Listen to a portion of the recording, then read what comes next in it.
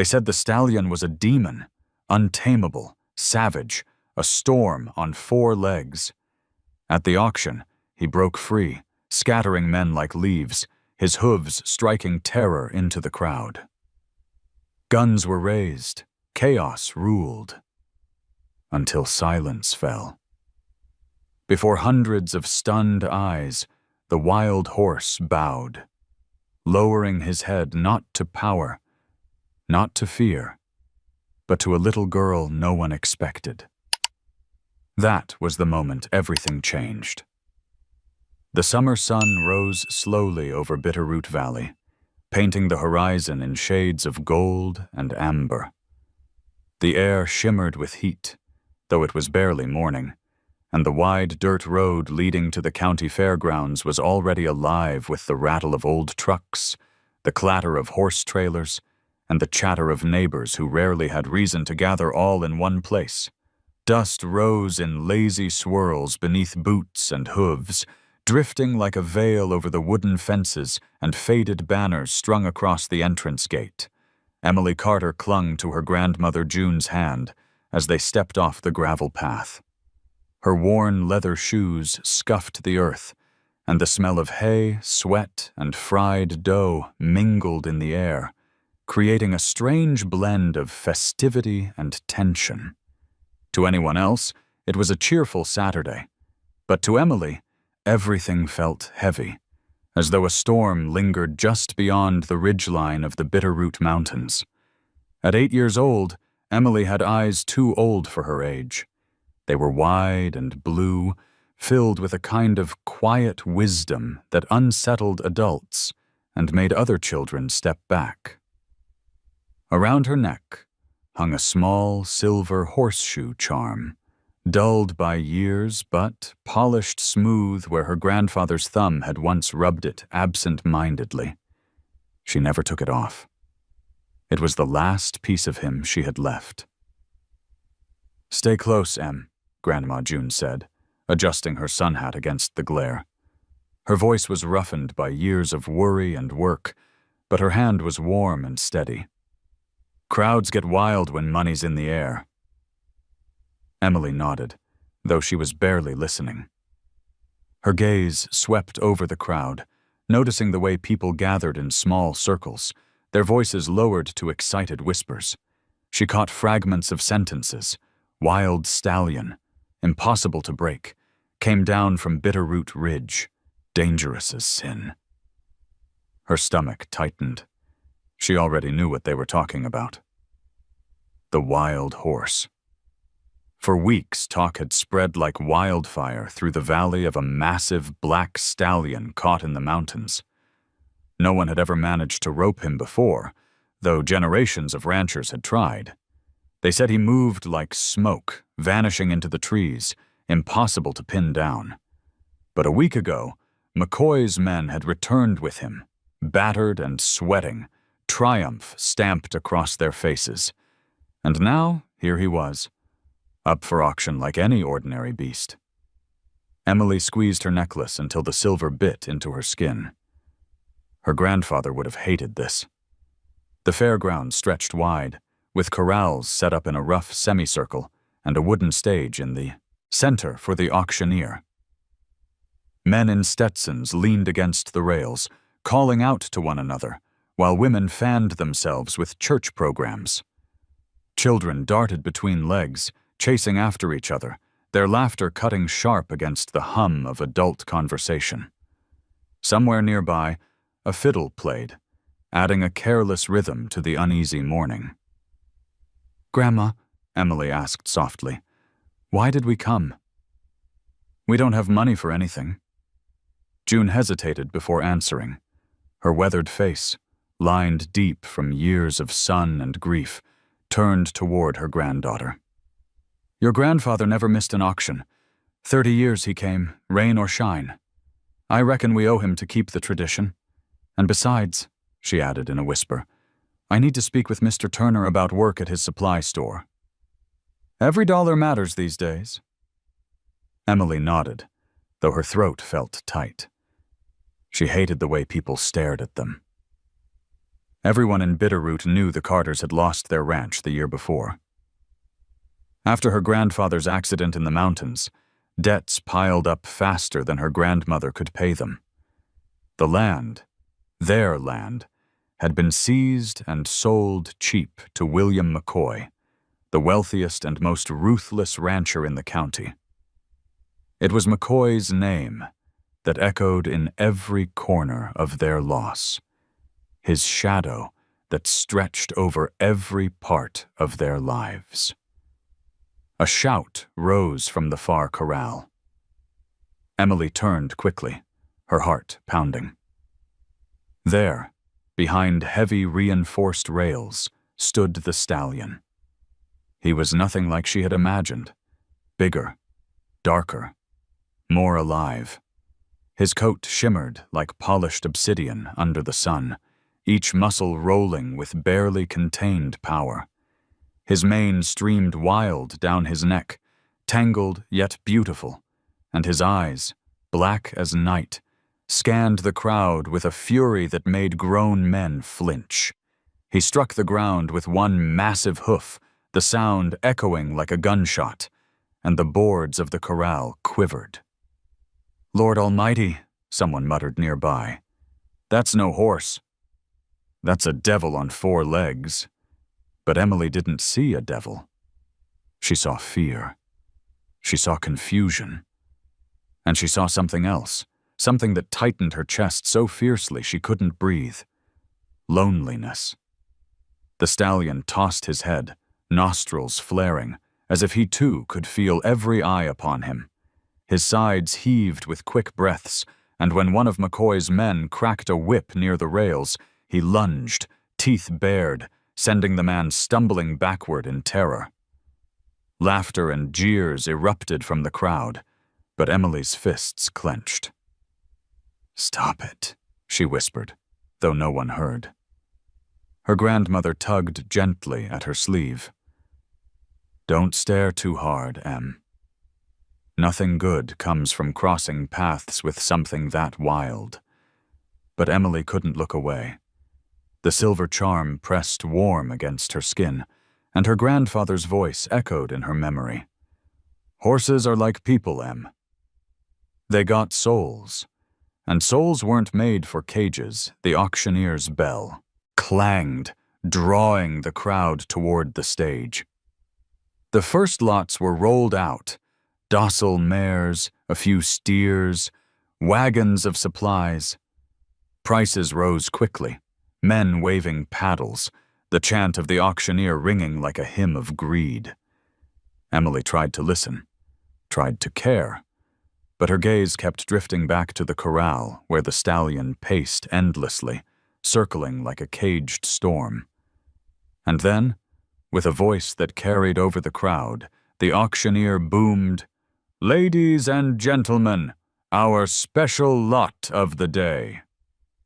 The wild stallion of Bitterroot Ridge, captured by none other than McCoy ranch hands, a pure force of nature, untamed and unmatched. The crowd surged forward, pressing against the rails, anticipation sparking like fire.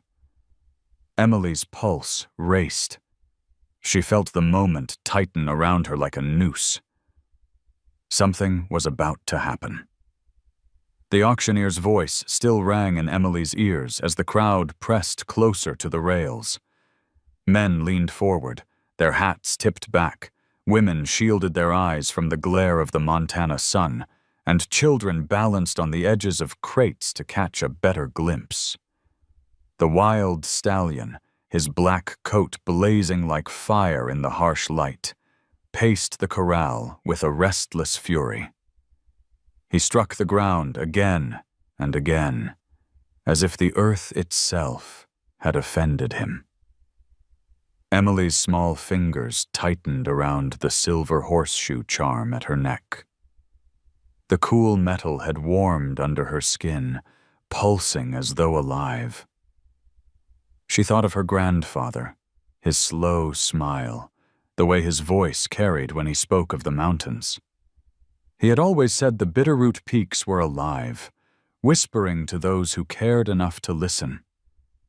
That was before the accident, before the debts and the foreclosure, before McCoy had swept in like a hawk and taken everything. Her grandmother's hand trembled as she placed it gently on Emily's shoulder. "Don't look so hard, Em," she murmured, her voice low but firm. "Nothing good comes from locking eyes with a wild thing. Remember what happened to your grandfather?" Emily's throat tightened.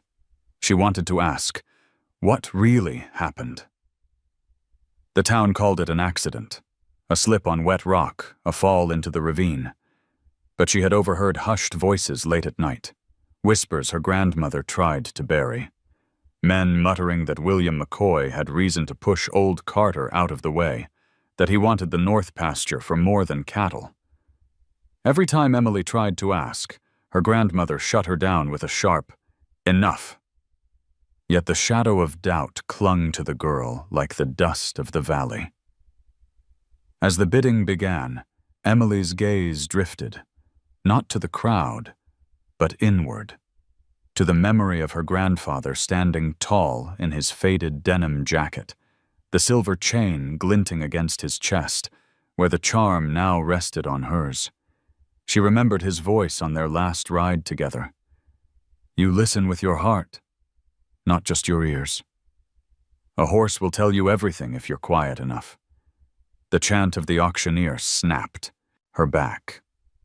$500. Do I hear 6? 600. 7. Come on, gentlemen. This beast is like no other you've ever seen. His words cut like a knife through the air, stirring greed in the crowd. The stallion lunged, his hooves slamming into the wooden rails. The boards groaned but held. A ripple of unease passed through the spectators, but the bidding only grew louder. Men shouted numbers as though daring one another. McCoy himself leaned casually against the far fence, his wide-brimmed hat casting a shadow across his face. His smile was thin, his eyes sharp, never leaving the stallion. Or Emily. June Carter stiffened beside her granddaughter. "We shouldn't be here," she whispered. "This isn't for us. Your grandfather would—" She broke off, her voice cracking. Emily reached for her grandmother's hand, squeezing it tight. "He would want us to be here," the girl said softly. "He never missed an auction." The older woman's lips pressed into a thin line. For a moment, the years of hardship melted from her face, replaced by a raw grief she rarely let slip. "He believed in things," she whispered. "He believed horses had souls. That freedom was worth more than money. That's what cost him his life." Emily's breath caught. The words were quiet, nearly lost in the auctioneer's chant, but they struck like a thunderclap. She wanted to ask, to demand the truth, but the moment passed as June turned her face back to the stage, hiding the tears glistening in her eyes. The stallion reared suddenly, his mane flying, a scream tearing from his throat that silenced the crowd. For an instant, Emily swore she saw something more than fury in his eyes. It was not just rage, not just fear. It was sorrow. Deep and old, like the mountains themselves. Her heart lurched. She could almost hear her grandfather's voice layered over the cry. "They've got souls, Em. Don't ever forget." The bidding faltered. Men shifted uneasily, some lowering their paddles.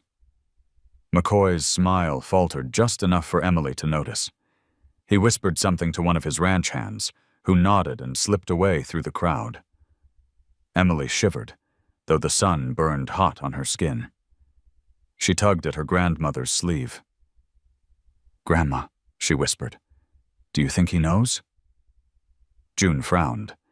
"Knows what, child?" "That horse," Emily said, her eyes fixed on the restless black shape in the corral. Do you think he knows he's not supposed to be here? That he belongs up there, in the mountains? She lifted her chin toward the jagged horizon, where the bitterroot peaks cut sharp against the sky. For a long moment, June didn't answer.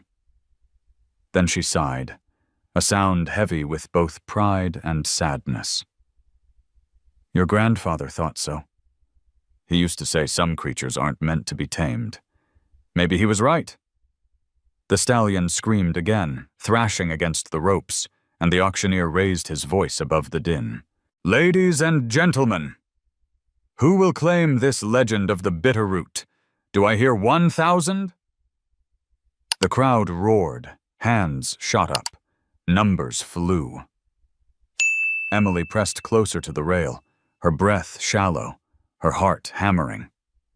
She didn't know why, but she felt bound to that horse, as though invisible threads pulled her toward him. She could almost swear his dark eyes met hers across the distance, holding her captive. And in that gaze, she thought she saw her grandfather's shadow. The chant of the auctioneer climbed higher, his voice like a hammer striking the crowd, pounding numbers into the hot Montana air. 1,000! Do I hear 12? 1,200, yes sir. 14, 1,500, come now folks, this is a once-in-a-lifetime beast. His words wrapped the crowd in fever, greed flashing in men's eyes as they jostled for position along the rails. Inside the corral, the stallion had become a storm in flesh. His muscles coiled and rippled as he twisted against the ropes. Dust rose in great clouds, coating the faces of those who dared lean too close. His breath came in wild bursts, nostrils flared, foam flecking his dark muzzle. When he reared, the sky seemed to darken behind him, the jagged silhouette of the Bitterroot Mountains framed like a prophecy. Emily clutched the railing with both hands, the wood biting into her palms. Her grandmother called her name, but the sound drowned in the chaos. Her eyes locked on the horse, her heart beating in rhythm with his hooves. She could feel the crowd pressing in around her, the weight of hundreds of eyes demanding that this wild soul be bought, sold, and broken. And then it happened. A ranch hand, sweat dripping from his brow, cracked a whip to push the stallion closer to the show gate. The snap echoed like gunfire. The horse screamed, a piercing sound that cut straight through Emily's chest. He lunged forward, striking the gate with both front hooves. The wooden beam, already weakened from his earlier assaults, split with a sound like thunder. The world exploded.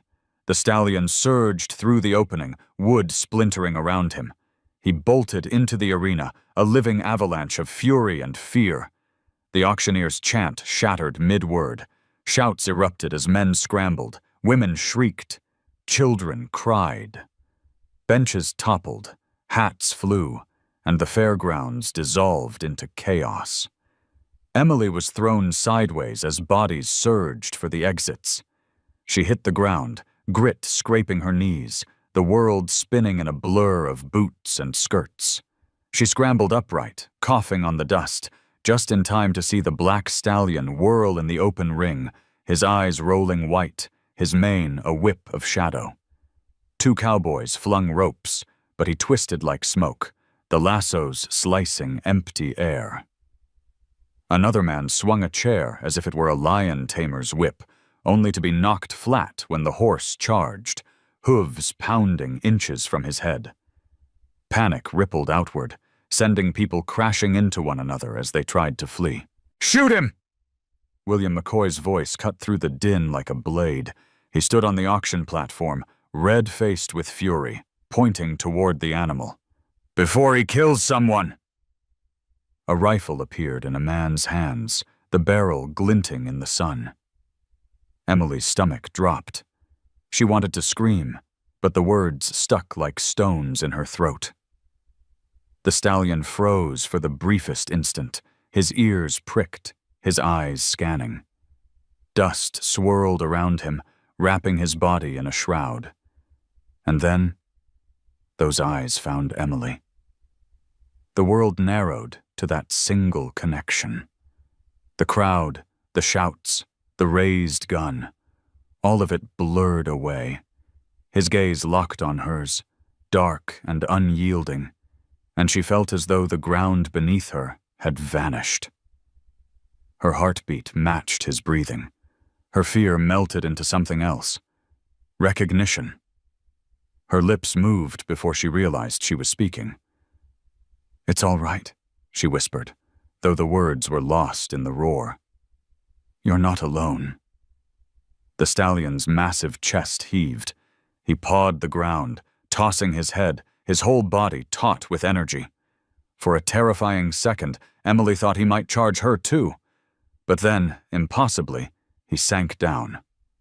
One knee bent, then the other, until the great black horse knelt before her in the dust. Silence fell. The gun lowered. The crowd's shouts caught in their throats. All that remained was the image of a wild creature bowed in front of a child, his head dipping as if offering surrender.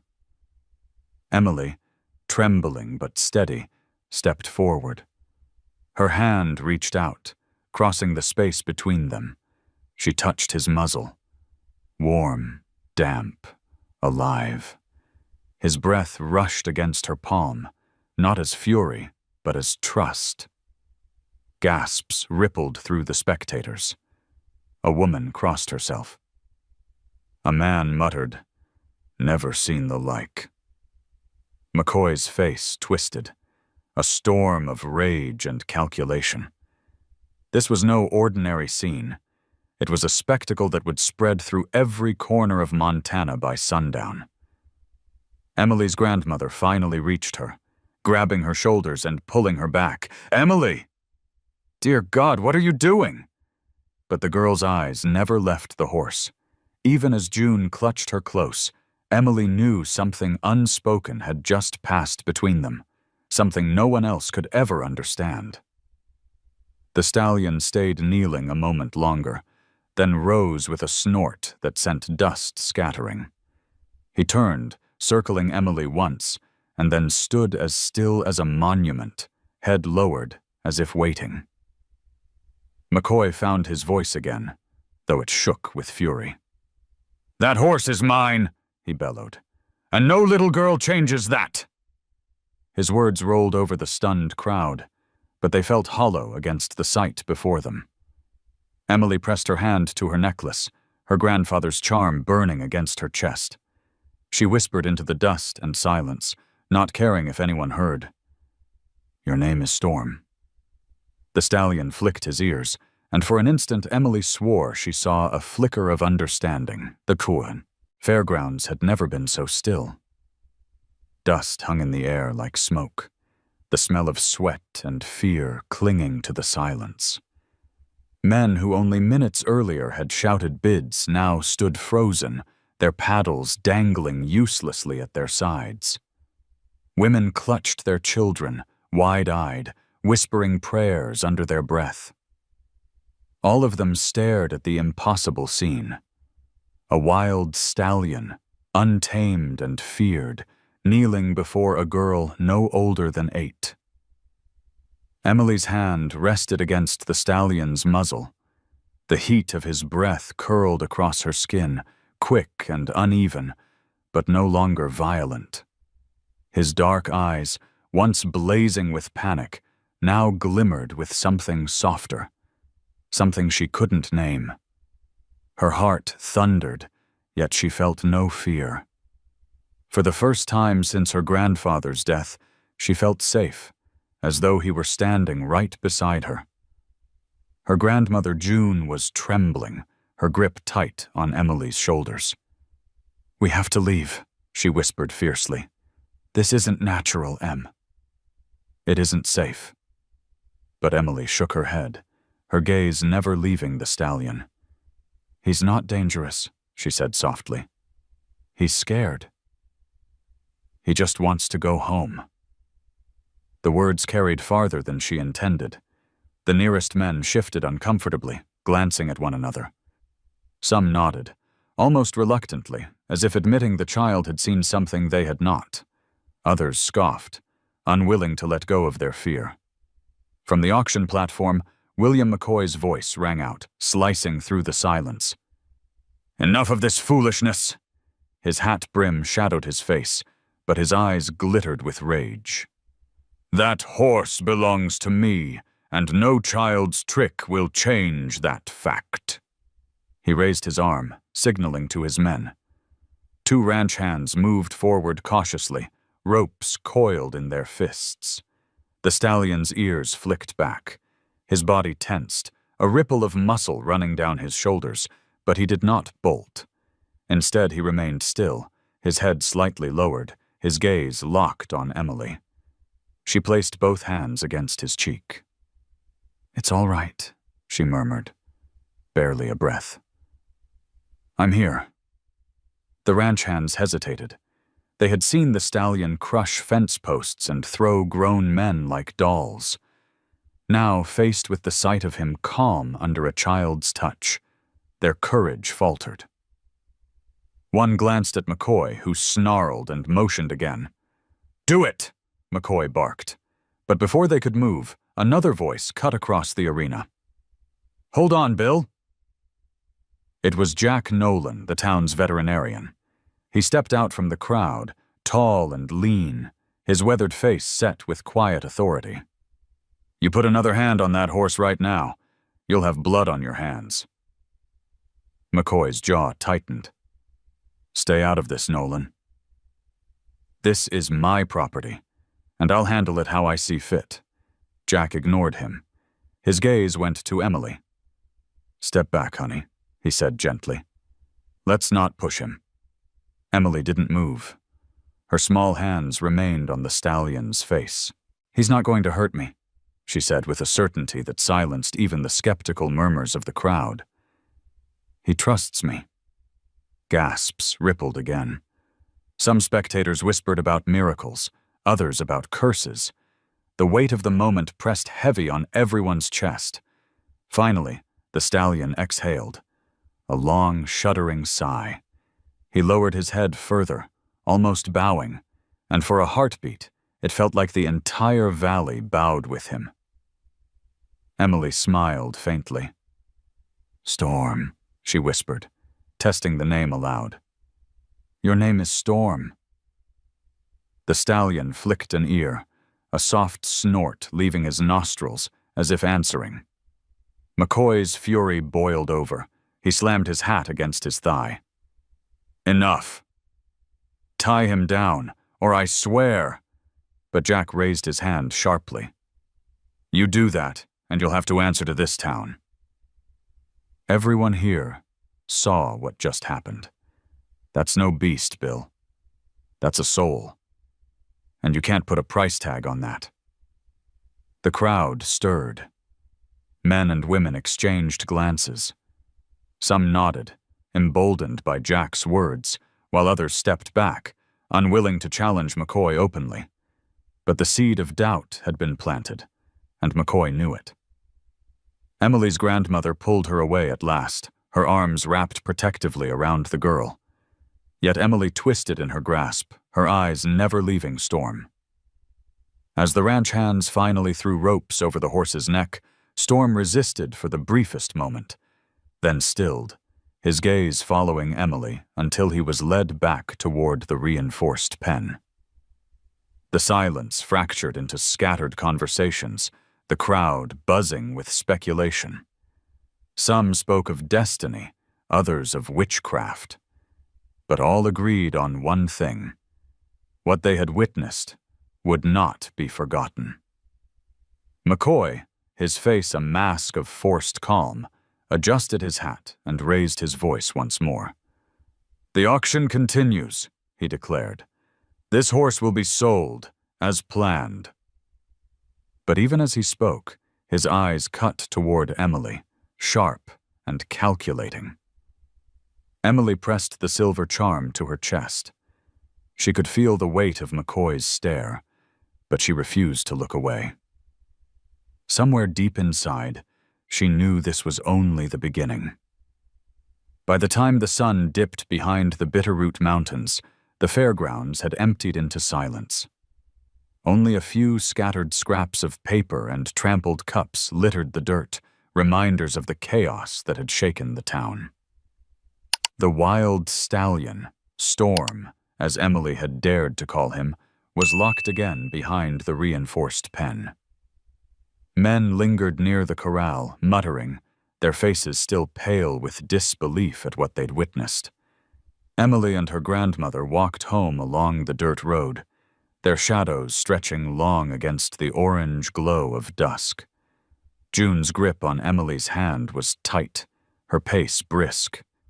She hadn't spoken since leaving the fairgrounds, not even when neighbors tried to stop her with questions. It wasn't until the flicker of lamplight from their cabin came into view that she finally exhaled, her shoulders sagging with the weight of the day. Inside, the house smelled faintly of pine and old coffee. June dropped her shawl on the chair and turned sharply toward Emily. "What you did today was dangerous," she said, her voice trembling with anger that masked fear. "Do you understand? That horse could have killed you." Emily's eyes were steady, though her small hands curled against her skirt. "He wouldn't." "He knew me." "Emily," June snapped, then stopped herself. She sank into the chair, burying her face in her hands. "I can't lose you too." The room fell into a fragile silence. Emily stood by the window, the silver charm pressing against her chest as if it carried her grandfather's heartbeat. Outside, the twilight deepened into purple shadow, the mountains dark and brooding. Somewhere far off, a coyote cried. A knock rattled the door. June tensed. "Stay back," she whispered, rising carefully. She opened the door only a crack. On the porch stood William McCoy, his hat low, his figure filling the frame like a shadow made flesh. "Evenin', June," he drawled, his voice smooth but edged with steel. "Mind if I step in?" June stiffened, blocking the doorway. "We're not taking visitors tonight." McCoy's smile didn't reach his eyes. "After what happened today, I'd say you don't have much choice." His gaze slid past her shoulder, finding Emily in the dim room. "That little stunt your granddaughter pulled, that'll cost me money." "And I don't like losing money." June's jaw tightened. "She's a child." "She's a spectacle," McCoy corrected, his voice sharpening. "And spectacles sell. There's men already sniffing around with offers. Circuses, traveling shows, folks who'll pay handsomely to see a girl who can tame a demon horse with a touch. You think I won't cash in on that?" Emily stepped forward before her grandmother could stop her. "I'm not for sale." The air in the cabin went still. McCoy's eyes narrowed, studying the girl. For a heartbeat, something almost like surprise flickered across his face. Then he chuckled low, shaking his head. "You've got fire, I'll give you that. Just like your granddaddy." And look where it got him, June's breath caught. "Don't you dare!" But McCoy tipped his hat and leaned closer to the doorway, his words a hiss meant for both of them. "The mountains keep their secrets, but I know what Carter found up there before his fall. And I'll make sure those secrets stay mine. You keep meddling, girl, you'll end up just like him." With that, he turned and strode into the night, boots crunching against the gravel until the sound vanished. Emily stood frozen, her chest rising and falling too quickly. June slammed the door shut and slid the bolt, her hands trembling. The lamplight flickered, throwing long, jagged shadows across the walls. "Grandma," Emily whispered, her voice thin. "What did he mean about Grandpa?" June pressed her lips together, her eyes glistening. "Not tonight, Em." But Emily couldn't let it go. The way McCoy had said it, the sly twist of his smile, the certainty in his tone, it burrowed under her skin.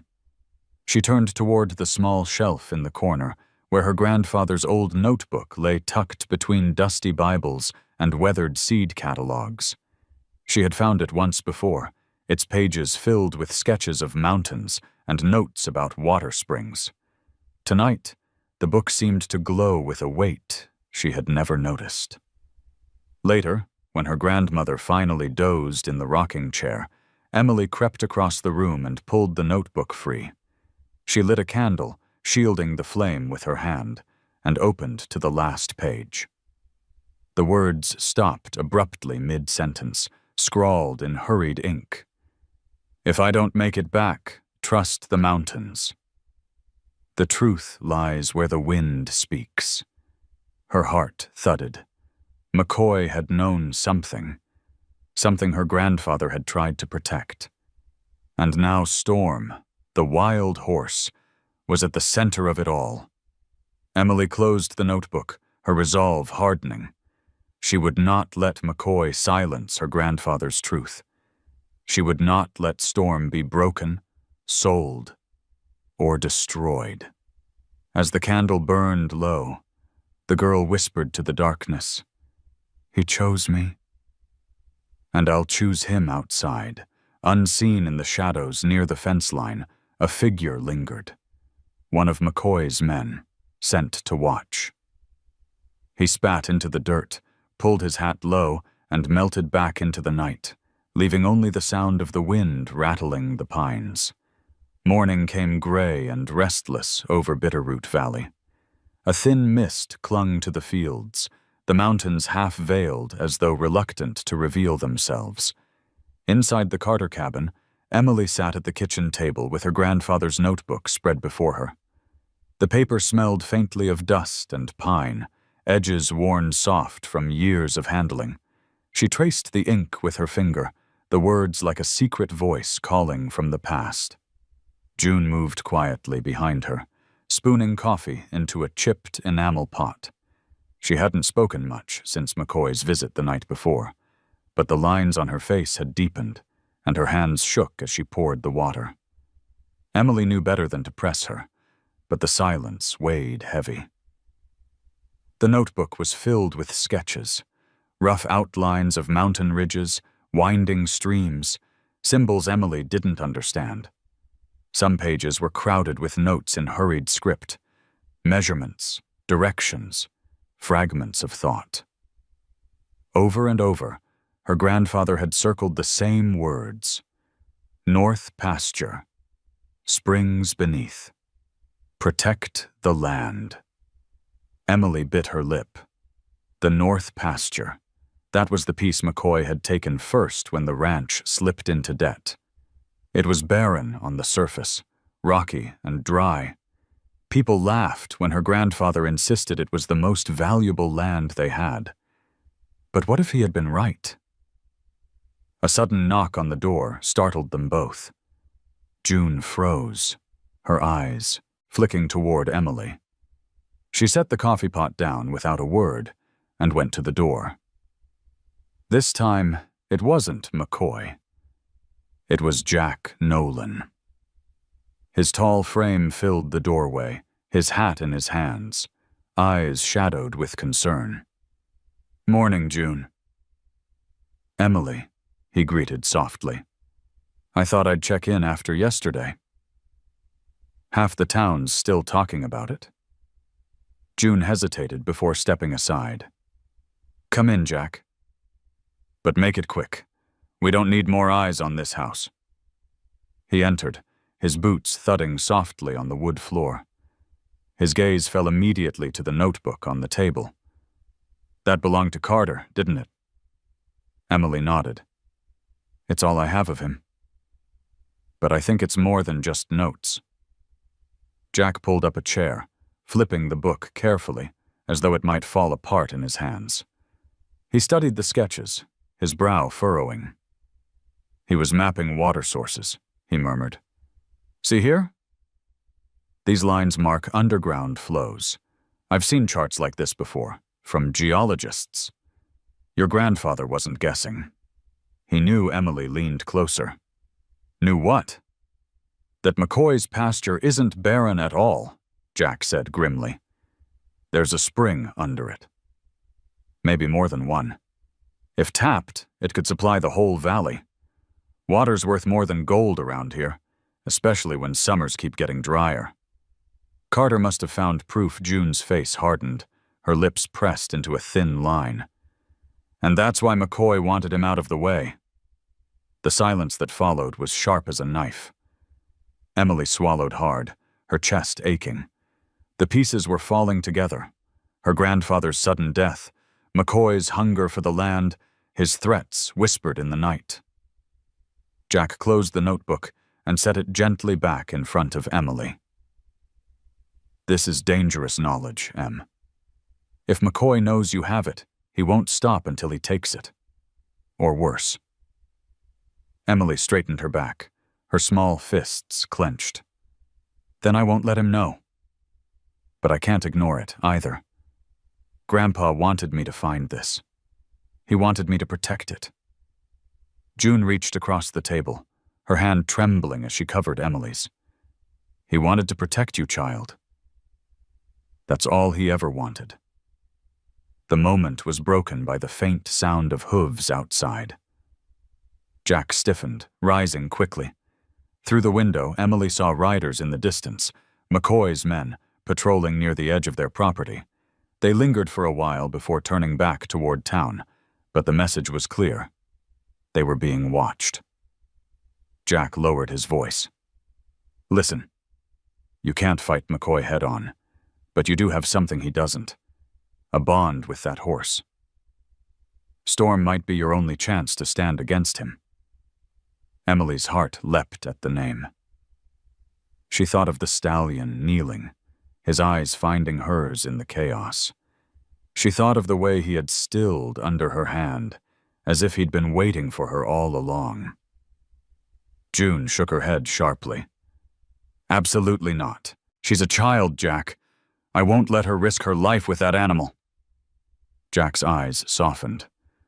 I'm not saying it'll be easy. But maybe Carter saw something in her too. Maybe that's why the horse chose her. If Storm trusts Emily, then maybe she can finish what her grandfather started. Emily pressed the notebook to her chest, her mind racing. She remembered the final words scribbled across the last page. The truth lies where the wind speaks. She didn't know exactly what it meant, but she knew this much. Her grandfather had left her a trail, and Storm was part of it. That night, as June dozed once more in the rocker, Emily slipped outside. The air was cool, the stars scattered bright above the mountains. She held the notebook tight and whispered into the dark. I'll find it, Grandpa. Whatever secret you left, I'll find it, and Storm will help me. From the far distance came the faintest sound of a whinny, carried on the night wind. Emily's heart pounded. She didn't know if it was real or just her imagination, but it felt like an answer. By the time the sun climbed high above the valley the next day, whispers had already spread through Bitterroot. Folks gathered outside the feed store and along the wooden boardwalks, voices low but urgent. Emily caught fragments as she and June walked through town for supplies. McCoy brought in a man, not local, mean as a rattlesnake. Others just shook their heads, eyes dark with unease. At first, Emily thought it was just another rumor, like so many that swirled after the auction. But when they turned the corner onto Main Street, she saw him. He was standing outside McCoy's office, his back straight as a post, a cigarette dangling between his fingers. He wasn't dressed like the ranchers, no dusty Stetson or worn boots. Instead, his clothes were sharp, a long, dark coat despite the summer heat, polished boots, a hat with a narrow brim pulled low. His face was angular, pale against the sun, and his eyes, hard, gray, calculating, swept the street like a predator scanning for prey. "That's him," someone muttered nearby. "Marcus Reed." From back east. Breaks horses for the army, they say. Breaks men, too. If the money's right, Emily felt a chill even in the warm morning. Reed didn't look at her directly, but when his gaze swept past, it felt like being measured, weighed, and dismissed all at once. He flicked the ash from his cigarette, then stepped into McCoy's office without a word. June tightened her grip on Emily's hand. "We get our flour, and we leave," she whispered. "No lingering." Inside the general store, the air was thick with kerosene and spices. Mr. Turner bagged their purchases quickly, his eyes darting toward the window, as though afraid Reed might appear there too. When they left, Emily noticed townsfolk crossing to the other side of the street to avoid McCoy's building. Fear clung to the air like smoke. That evening, as dusk settled over the valley, Emily slipped from the cabin and made her way to the fairgrounds. Jack Nolan had promised to meet her by the corral, and though her grandmother had begged her to stay inside, she couldn't. Storm was there, locked away, and now this Marcus Reed threatened to tear apart everything fragile she had begun to build with the stallion. The fairgrounds were quieter than before, but not empty. Torches cast flickering light across the dirt as men worked around the corral. At the center, Reed stood with a whip coiled in his hand. Storm paced the pen, his muscles slick with sweat, his sides lathered from hours of being run in circles. His cries were raw, each one stabbing into Emily's chest like a blade. Reed raised the whip and snapped it sharply, the crack splitting the night air. Storm reared, slamming against the boards. Reed didn't flinch. His voice was low, cold, each word precise. "You will break." They all break. Emily's fists clenched. She wanted to scream, to run to Storm, but Jack's hand caught her shoulder in the shadows. "Not now," he whispered. "If McCoy sees you, he'll use it against you." Emily's eyes burned with tears. "He's hurting him." Jack's jaw tightened. "I know. Reed's methods are cruel. He believes pain forces obedience, but Storm isn't like other horses. He'll fight until he dies before he bows to that man." Storm crashed against the fence again, and the boards groaned in protest. Reed watched with a thin smile, then motioned for McCoy, who stood nearby with his arms folded, smug and certain. "This horse is money," Reed said flatly, "and money bends to the whip." "Give me a week." McCoy's grin widened. "You've got 3 days." Emily trembled, rage flooding her small body. But beneath the anger was something else. A fierce certainty that Storm would never belong to Reed, or to McCoy, or to anyone but himself. She pressed her hand to her silver charm, whispering a promise to the night. As they slipped away into the dark, Jack bent low to her ear. "Emily, you have something Reed doesn't. He'll use force, but you have trust. If you want to save that horse, you'll need to prove it, not just to the town, but to McCoy himself." Emily lifted her chin, her eyes blazing. "Then I will." Behind them, Reed's whip cracked again, and Storm's scream tore through the valley. But Emily didn't flinch. She carried the sound like a battle cry, a reminder that the fight was far from over. The next morning broke clear and sharp, the valley washed clean by a night wind that had rattled the windows and whispered through the pines. Emily woke early, her grandfather's notebook still under her pillow, as if its pages might guard her dreams. She dressed quietly, careful not to wake her grandmother, and slipped out into the cool dawn. Jack was waiting by the edge of the dirt road, reins in hand. Beside him stood a woman Emily had never met before. She was tall and graceful, her dark braid streaked with silver. her eyes calm and steady as the mountains themselves.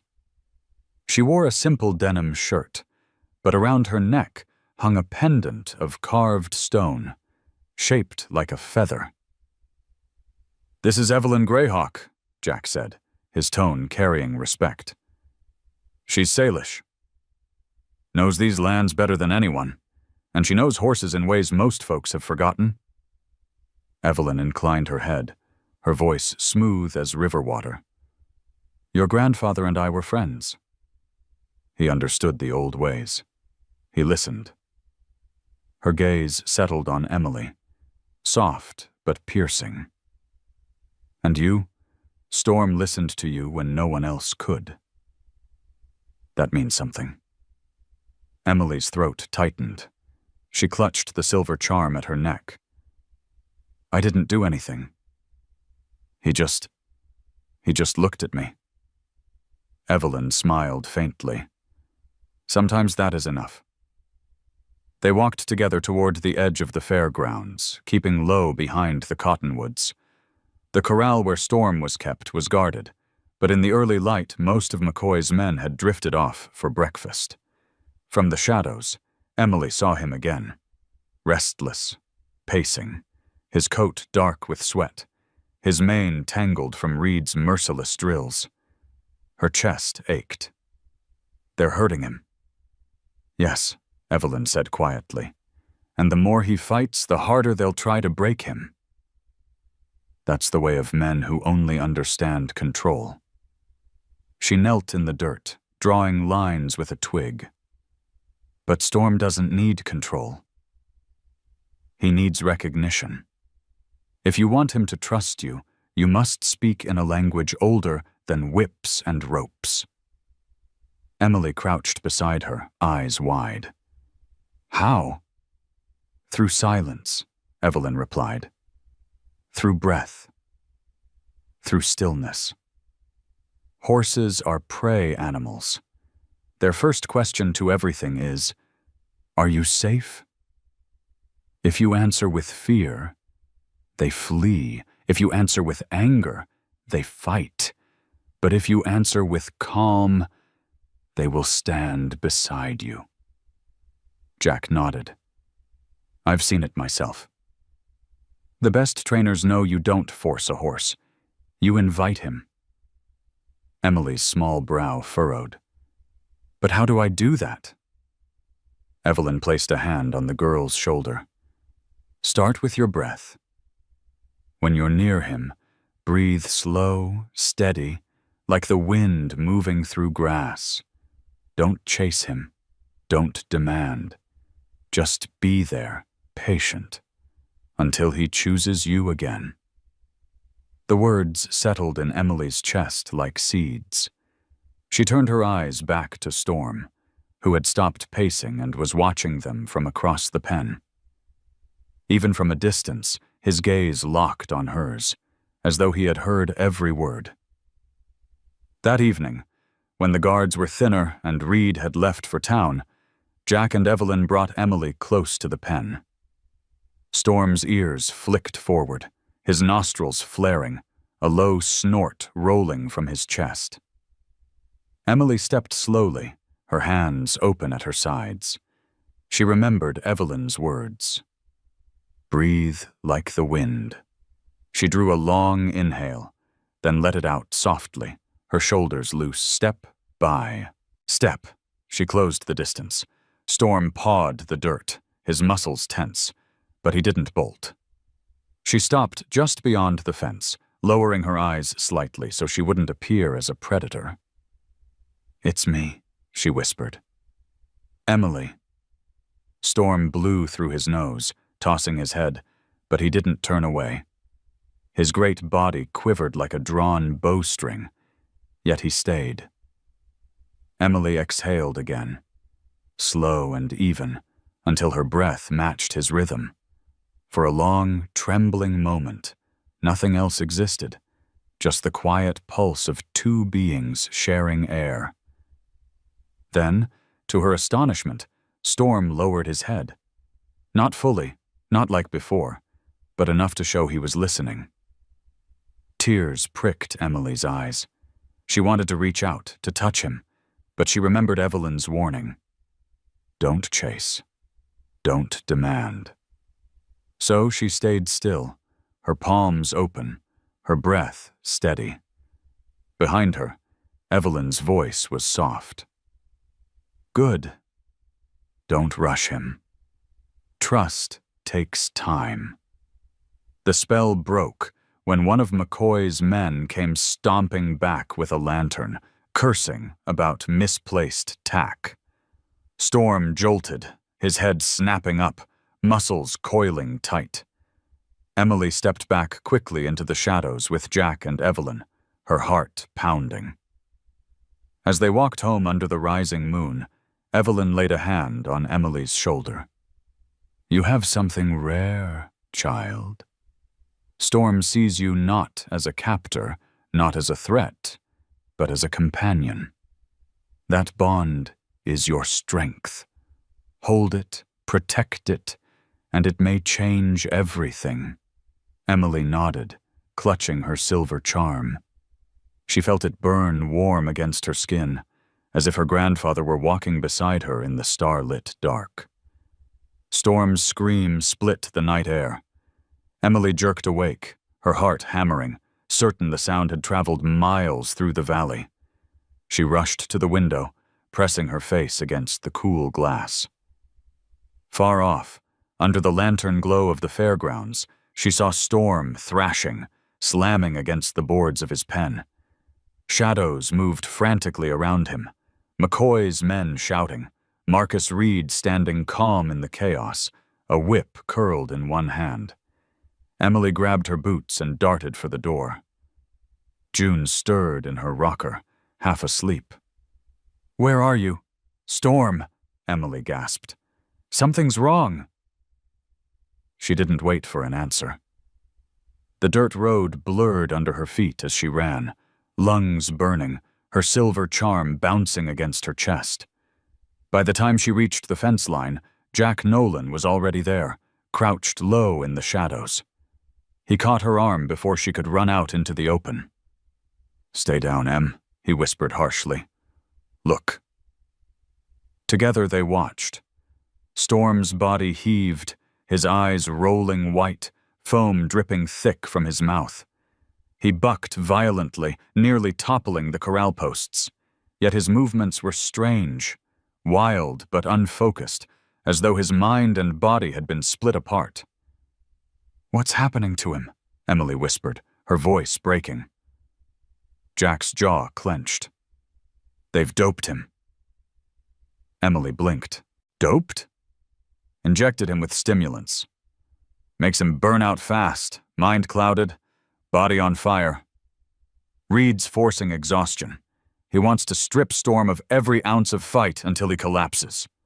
Jack's voice was tight with fury. It's a cruel man's trick. Brake's weaker horses in daze, Emily's stomach churned.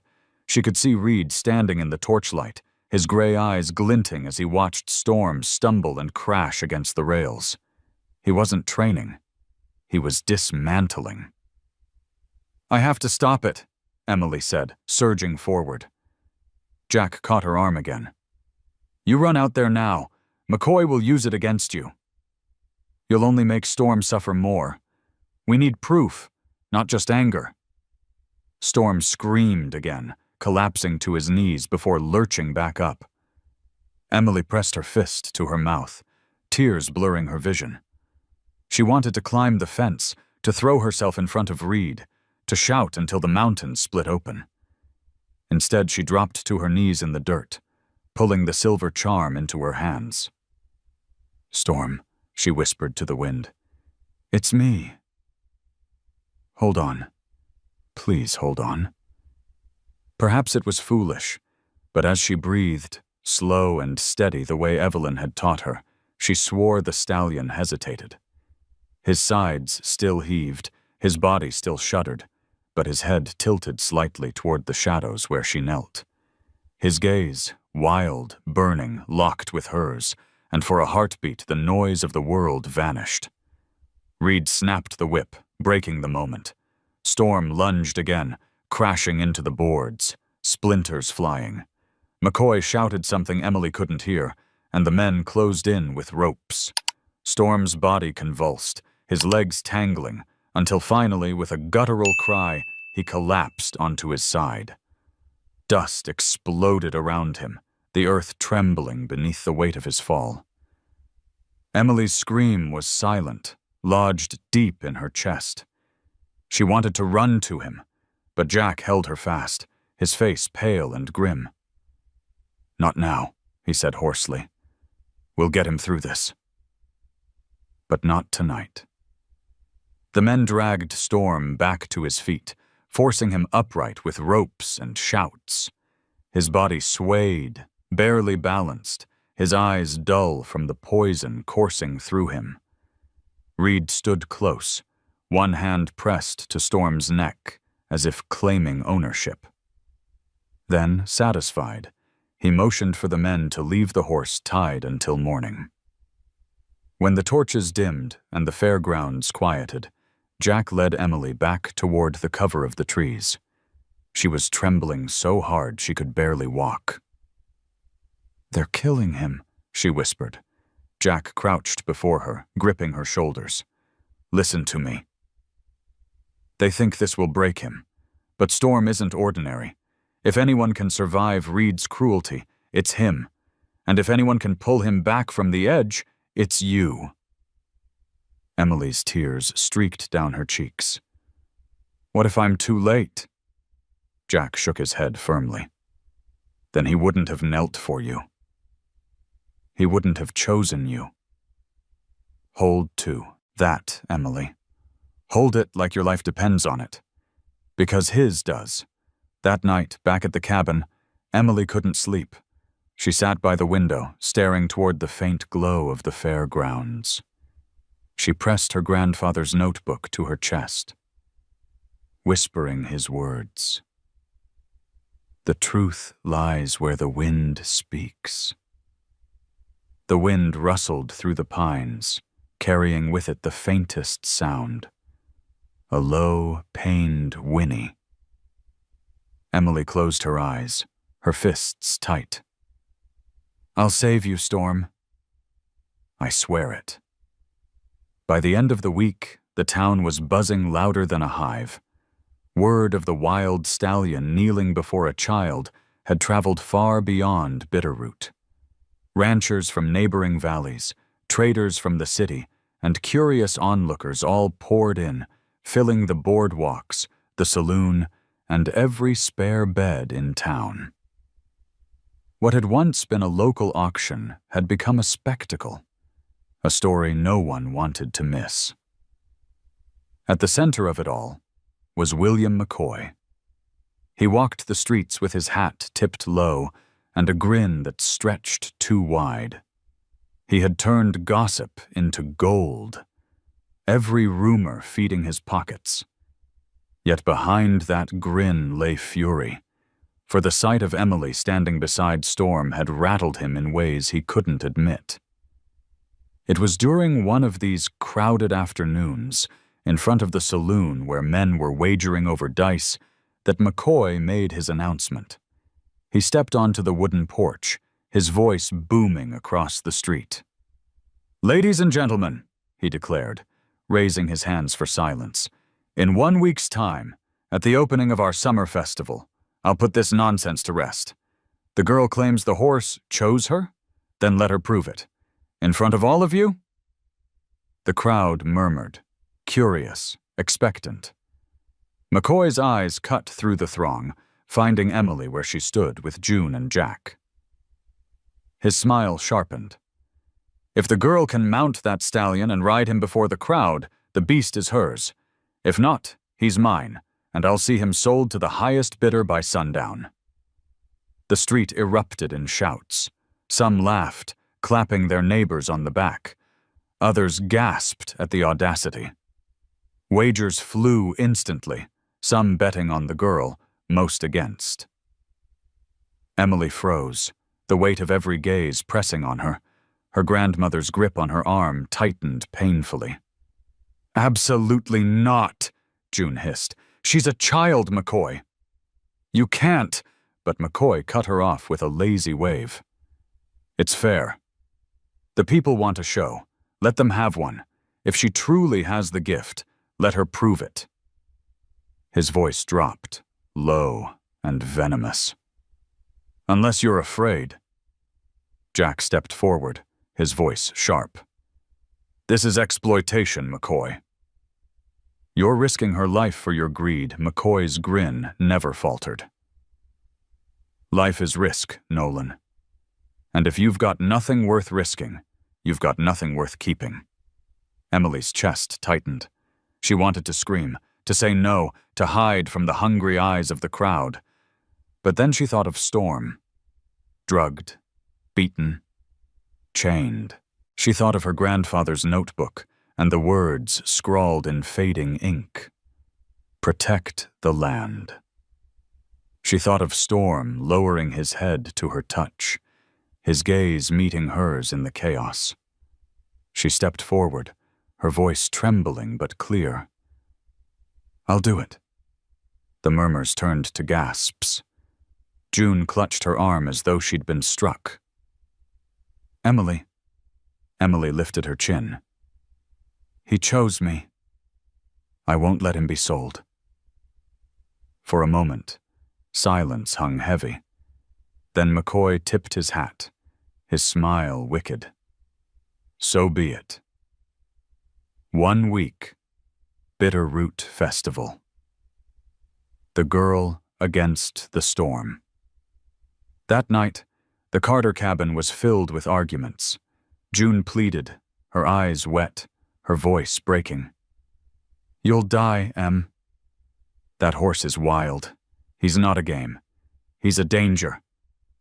But Emily stood firm, her hands trembling as she held her grandfather's notebook. Grandpa didn't die for nothing. He left me this. He wanted me to listen. And Storm listened to me when no one else could. If I don't try, he'll be lost forever.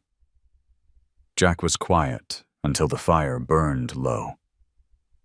Finally, he spoke, his voice steady. If she's going to do this, she'll need help. Not just from me, but from Evelyn, too. This isn't about breaking a horse. It's about proving a bond in front of the whole town. Emily pressed the notebook to her chest. Outside, the wind moved through the pines, whispering like a voice half heard.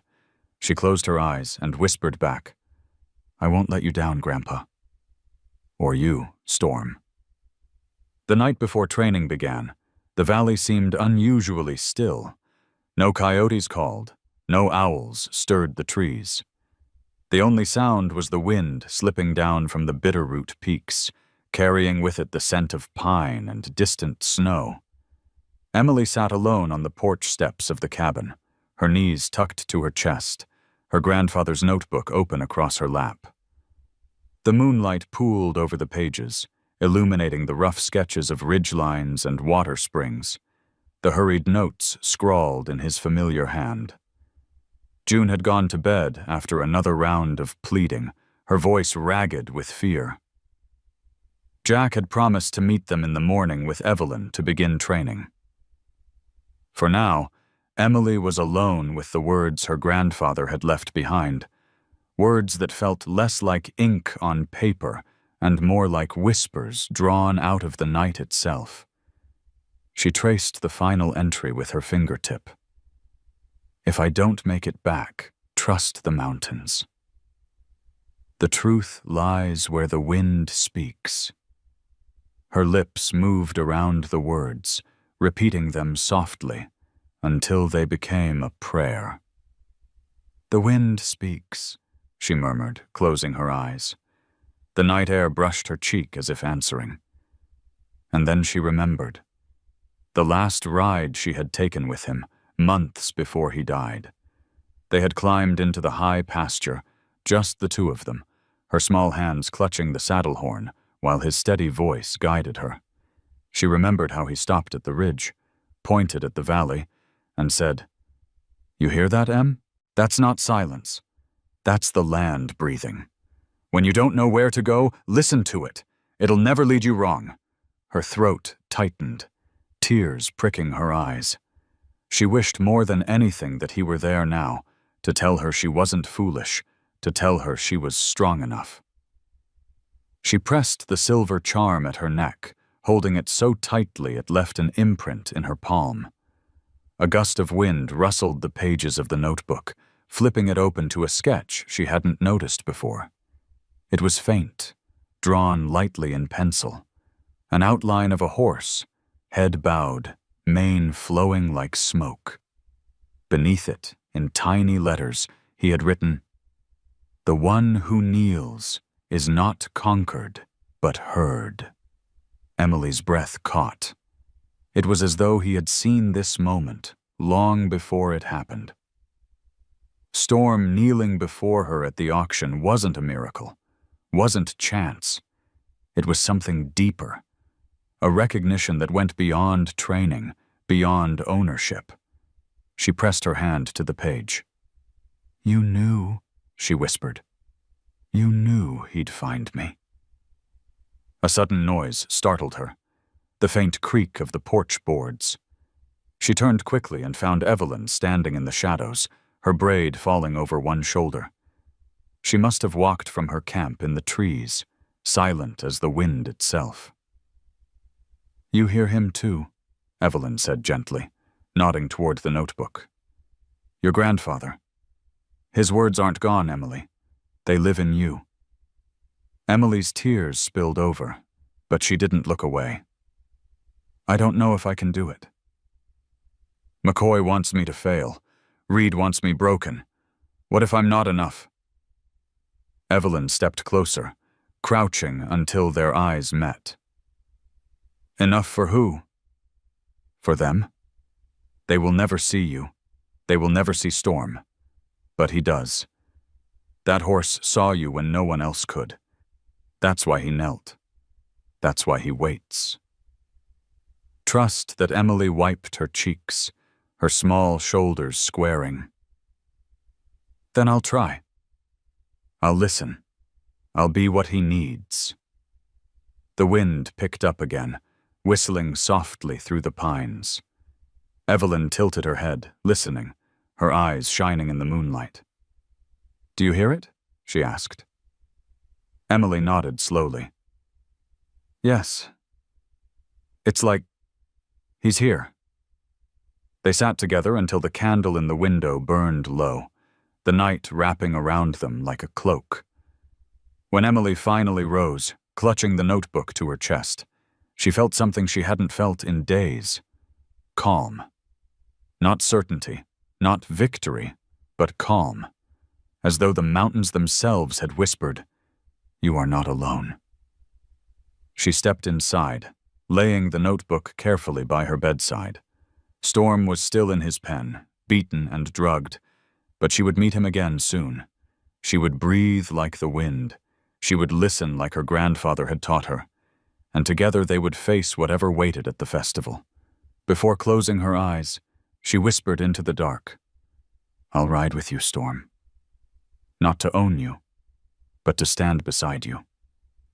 And in the hush of the night, the wind answered.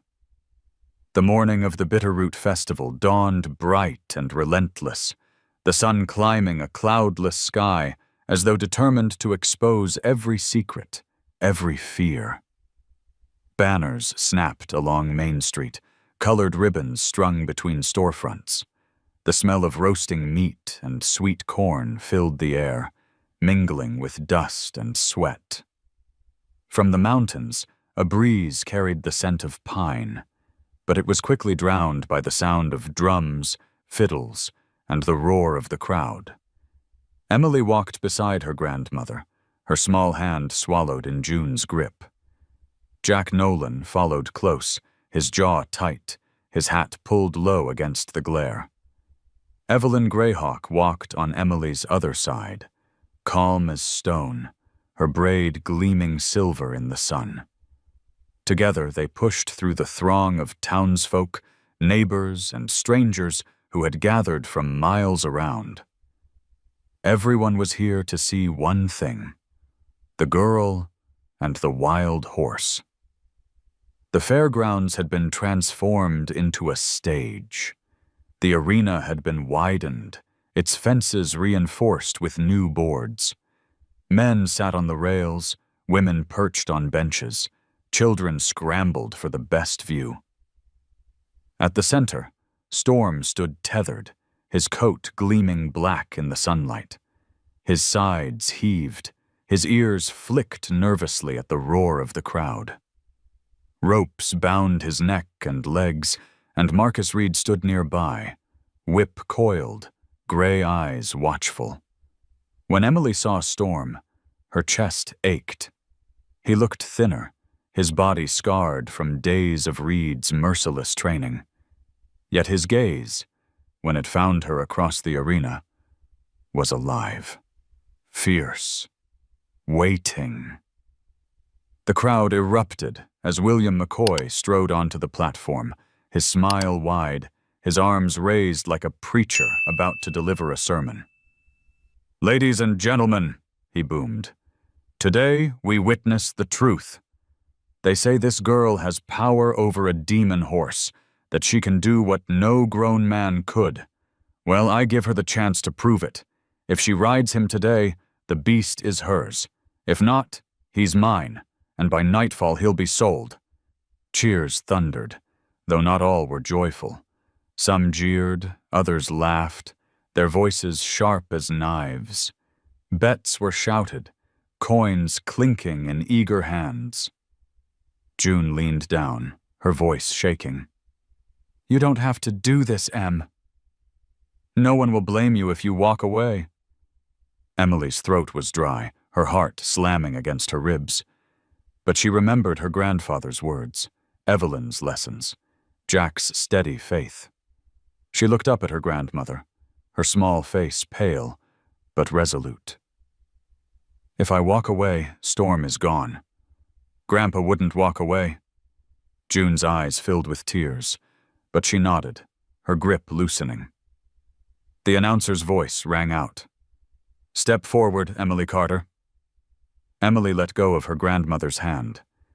She walked alone across the dirt, the silver charm bouncing lightly at her chest, the crowd's roar fading into a low hum like the wind in her ears. Storm's gaze followed her, his head tossing, his body straining against the ropes. Reed smirked, muttering something to McCoy. When Emily stepped into the arena, the world stilled. She drew a long breath, then another, her shoulders rising and falling slowly. Evelyn's voice echoed in her memory. Through breath, through calm. Answer him with silence. She raised her hand. "Let him go." Reed's laugh was cruel. "He'll crush you." Emily didn't flinch. "Let him go." For a moment, McCoy hesitated. He saw the anticipation in the crowd, the hunger for spectacle. He gave a sharp nod. The ropes were cut, and Storm exploded into motion. The stallion reared, his scream tearing through the arena. Dust flew in clouds as his hooves pounded, his body a storm of black fire and muscle. The crowd gasped, some cheering, some crying out in fear. Reed stepped back, his whip ready, but McCoy raised a hand. "No. Let her handle it." Emily stood perfectly still, her hands open at her sides. Her breath flowed steady, matching the rhythm she could almost feel thrumming in Storm's chest. He circled her once, twice, mane whipping, nostrils flared. "Easy," she whispered, though her voice was lost to the noise. "It's me." The third time he circled, he slowed, his great head lowered slightly, his ears flicking forward. The crowd leaned in, hushed. Emily took one step forward. The dust settled. Storm stopped. For a heartbeat, the arena was silent except for the wind. Then Emily raised her small hand and touched his muzzle. The stallion exhaled a deep, shuddering breath, lowering his head until it nearly brushed the dirt. The crowd erupted. Cheers, gasps, cries of disbelief. But Emily heard none of it. She pressed her forehead against Storm's, whispering so softly only he could hear. "We can do this." Together. Behind her, McCoy's smile faltered. His eyes darkened as he realized this was no trick, no accident. Something was happening that he could not control. The announcer's voice rang out again, almost drowned by the roar of the crowd. "Mount him, Emily." "Show us." Emily closed her eyes, drawing strength from the wind, from her grandfather's whispers, from the trust blazing in Storm's eyes. She stepped toward his flank, ready to climb. The test had begun. The crowd held its breath as Emily placed her small hands on Storm's side. The stallion shifted beneath her touch, his muscles quivering with tension, yet he did not bolt. Dust swirled at their feet, golden in the sunlight. For a long moment, the arena was silent except for the pounding of hooves from horses tied along the rails and the restless shuffle of men waiting for the storm to break. Emily pressed her foot against Storm's flank, searching for a way up. She was small, but determination made her movements sure. With a sudden leap, she pulled herself onto his back, gripping his mane for balance. The crowd gasped as one, a sound like a wave crashing against rocks. Storm froze. His ears flicked back, his body coiled. For a heartbeat, Emily thought he might throw her, hurl her into the dirt before everyone. She closed her eyes, leaning forward, whispering into his mane. "It's me. Just me. We're together." The stallion's breath came fast, hot against her leg, but then his body shifted, settling. With a snort, he lifted his head high, his hooves striking the earth. And then he moved, first a slow, deliberate walk, then a trot, then a sudden burst into a gallop that shook the ground. The arena erupted. Some cheered wildly, others shouted in disbelief, wagers lost and won in the same instant. Emily clung tight, not with fear, but with trust. Storm's stride was powerful yet fluid, carrying her as though she weighed nothing. The wind tore at her hair, and for the first time in her life, she felt not like a child, but like a rider born from the mountains themselves. Reed's face twisted with rage, his whip raised as if to strike, but the townsfolk surged forward, blocking him. Jack Nolan's voice rang out above the chaos. "Let her ride." "You've all seen it. She's not forcing him. He chose her." McCoy, red-faced, tried to shout over the noise. "This proves nothing. A trick, that's all." But Evelyn Greyhawk stepped onto the platform, her presence commanding silence. She held up Carter's notebook, the worn leather cover visible to all. "This is no trick," she declared, her voice steady. "This is legacy." Carter found the truth about the land McCoy stole. He wrote it down for his family, for his granddaughter. "And now, in front of all of you, I'll show you." She opened the notebook to the sketch of the north pasture, pointing to the markings. "Here lies the underground spring, the water McCoy wanted for himself." He knew, and to keep it hidden, he silenced Carter. "That's the truth your valley deserves." Gasps rippled through the crowd. Murmurs spread like fire, murder, theft, betrayal. Men who had once backed McCoy exchanged uneasy glances, their faith shaken. McCoy stormed down from the platform, his voice raw. "Lies! All lies!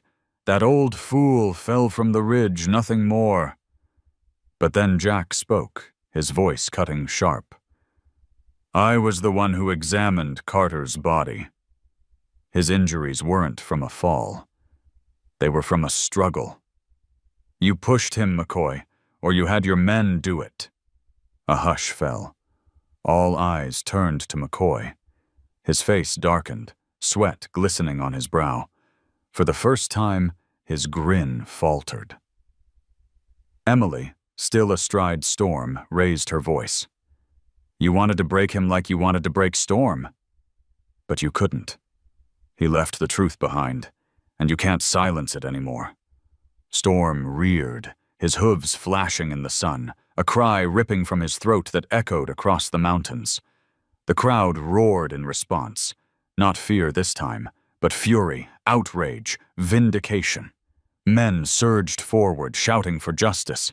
Women clutched their children tighter, whispering prayers of thanks that the truth had finally been spoken aloud.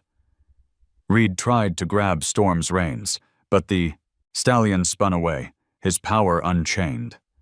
Emily clung tightly, guiding him not with force, but with trust. They circled the arena once more. The image of girl and horse burned into every eye. "Enough!" McCoy bellowed, his voice cracking under the weight of the crowd. But it was too late. The tide had turned. Evelyn lifted her hand high, notebook raised like a banner. "This land belongs to its people. This horse belongs to no one. And this girl, this child, has done what no man here dared. She has listened." The crowd erupted again, this time with chants. "Justice! Justice!" The sheriff, pale and sweating, stepped forward reluctantly, his hand hovering over the cuffs at his belt. McCoy's eyes darted wildly, searching for escape, for any shred of control left. But there was none. Emily leaned low over Storm's neck, her lips pressed to his mane. "We did it," she whispered. "We showed them." Storm tossed his head, his hooves striking sparks from the earth as if answering. The truth was no longer hidden. It was alive, roaring through the valley like thunder. The festival ground trembled beneath the uproar. Shouts of "Justice! Justice!" thundered against the mountains, echoing across the valley. Emily sat astride Storm, his mane whipping against her cheek as the stallion pawed the earth, answering the people's cries with his own fierce call. William McCoy stood in the center of it all, his face twisted with rage and fear. He raised his hands, trying to silence the crowd, but the tide had turned. No grin, no gold, no threat could smother the truth now. The sheriff pushed his way forward, sweat dripping down his temples, his eyes darting between McCoy and the people. He hesitated, his hand trembling on the cuffs at his belt. McCoy snarled, pointing at him. "Don't just stand there. Arrest them. Arrest her." But the sheriff didn't move. He looked to the crowd, neighbors he'd known his whole life, men and women whose eyes burned with betrayal. Then his gaze landed on Emily, a child on the back of a stallion that refused to bow. Slowly, he shook his head. "I can't protect you anymore, Bill," he said. Gasps rippled. McCoy's face purpled. "You coward! You'd side with them? With a child?" Jack Nolan stepped forward, his voice hard. "With the truth!" Evelyn Greyhawk raised the notebook high, her voice ringing like a bell. "You cannot bury water, McCoy. You cannot bury the mountains, and you cannot bury a man's honor." The crowd surged closer. Men climbed down from the rails. Women pulled their children back, but stayed firm, their eyes locked on McCoy. Reed tried to slip away through the chaos, his whip still at his side, but Storm reared, blocking his path. The stallion's scream ripped through the air, and Reed stumbled backward, tripping over his own boots. Emily leaned forward, her small hand resting against Storm's neck. She could feel his power thrumming beneath her, not as something to control, but as something shared. "Don't hurt him," she whispered. He's not worth it. Storm snorted, stamping the earth, but he stilled, his gaze fixed on Reed with a fury that needed no lash to command respect. Reed turned pale, dropped his whip, and fled into the crowd, swallowed by the voices of people who would never forget. McCoy's bravado crumbled. He reached for his pocket watch, his hat, anything to cling to. But his empire was dust. The sheriff finally stepped forward, steel glinting in his hand. "William McCoy, you're under arrest for fraud, theft, and suspicion of murder." The words rang out clear, and the crowd erupted once more, not in chaos, but in triumph. Some wept, others shouted. Neighbors who had once kept silent now stood tall, their voices united. Emily's grandmother pushed through the throng, tears streaming down her face. She looked up at her granddaughter, still on Storm's back, and for the first time in years, her voice trembled, not with fear, but with pride. "You did it, Em. You brought the truth home." Emily swallowed hard, her eyes shining. "We did it," she said softly, stroking Storm's mane. "Me and him.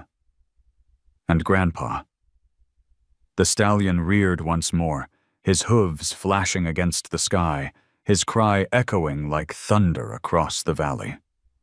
The people roared with him, their anger transformed into something larger.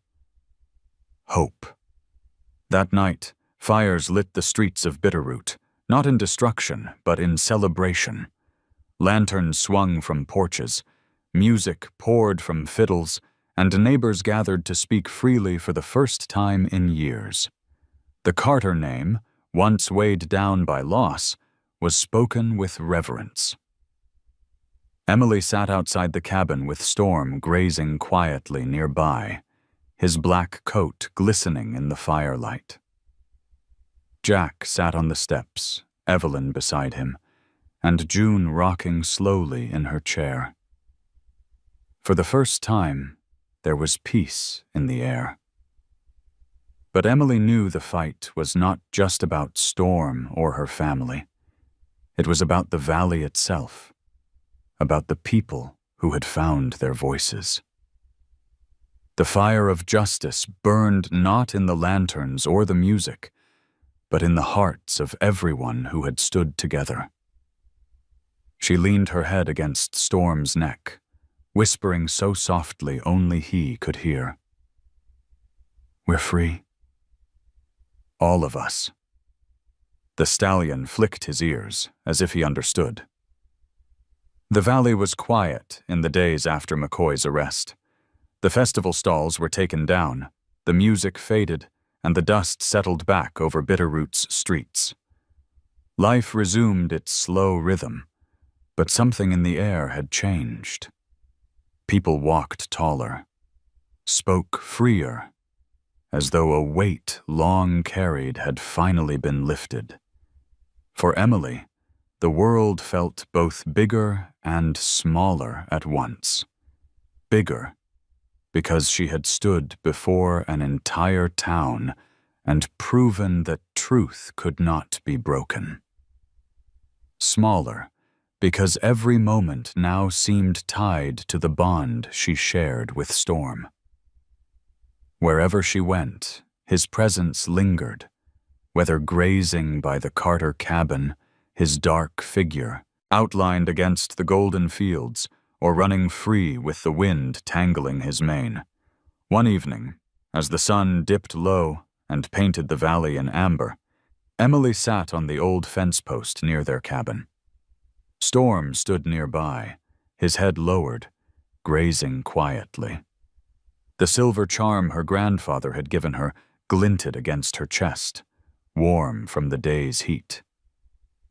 She turned it between her fingers, remembering the words in his notebook.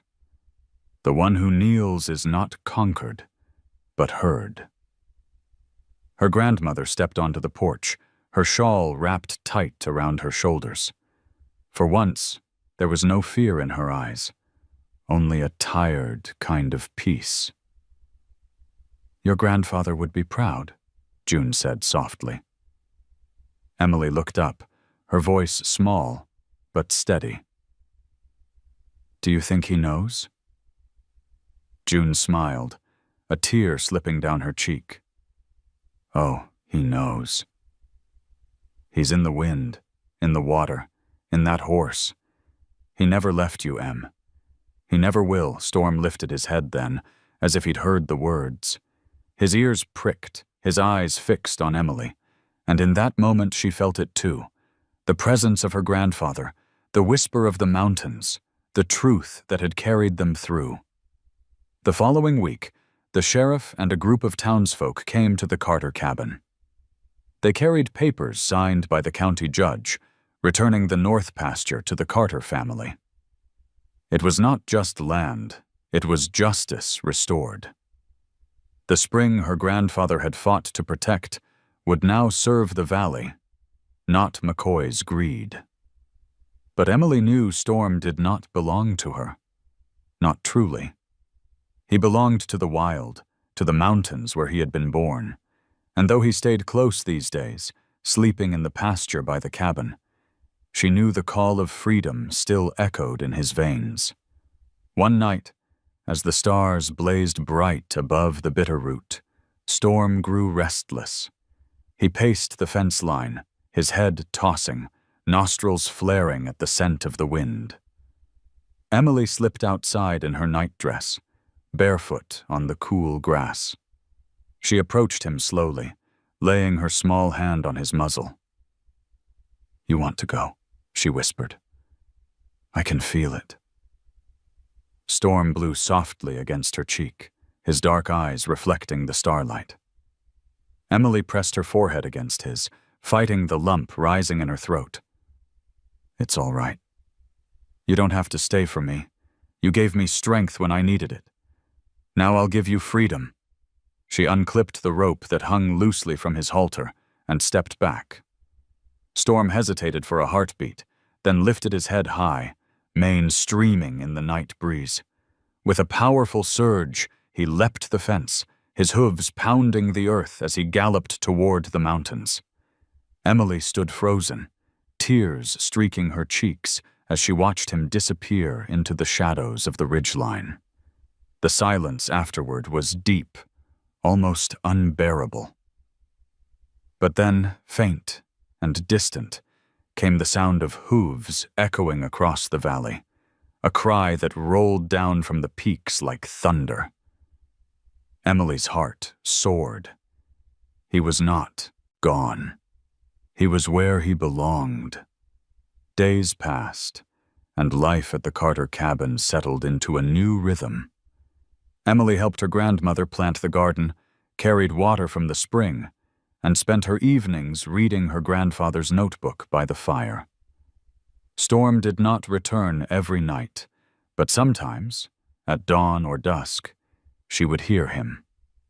Sometimes she would see him, a dark shape against the ridge, watching before melting back into the wild. One evening, as the sun set in a blaze of orange and violet, Emily climbed the fence again, her silver charm warm against her chest. She looked toward the mountains and whispered, "We're free, Storm." Both of us. And as the wind stirred the grass, a dark stallion appeared briefly on the horizon, mane streaming, his cry carried on the breeze. Emily smiled through her tears. The story wasn't ending. It was only beginning. Written in the land, the wind, and the unbreakable bond between a girl and a wild horse. And now, I want to hear from you. If you believe Storm was meant to be free, drop a simple 0 in the comments. If you believe he was destined to stay with Emily, type 1. Your voice matters. Don't forget to subscribe, because this is only the beginning. More unforgettable stories of humans and animals are waiting for you in the next video.